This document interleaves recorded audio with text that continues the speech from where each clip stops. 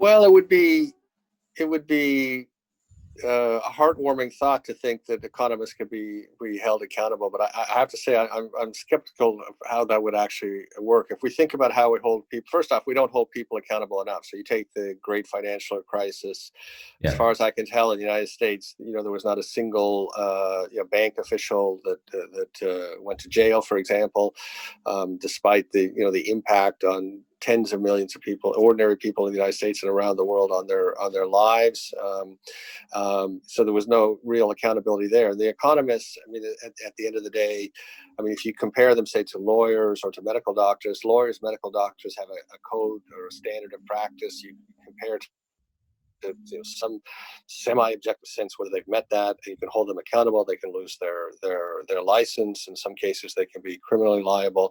Accountants, in fact, are also in that scale. But I think a little bit strategy consultants and economists are two groups that have gotten away with saying in effect anything, and with no accountability. So if we go back, I mean, I remember well, I was actually taught by Jeff Skilling when I was at McKinsey, at a McKinsey course. And of course, we had a little over a decade later, we had the Enron scandal on there. And he was held accountable. And of course, Arthur Andersen disappeared. So you can say, in a sense, they were held accountable.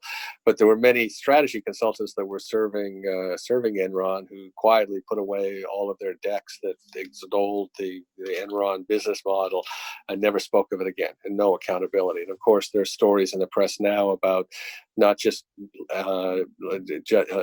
ethical judgments and lapses in judgments, like on a strategic sense, but also ethical lapses in judgment by strategic consultants that are not really held accountable. So those two groups, strategic consultants and economists, I think kind of get a little bit of a free pass, and I'm not sure there's a way to hold them accountable.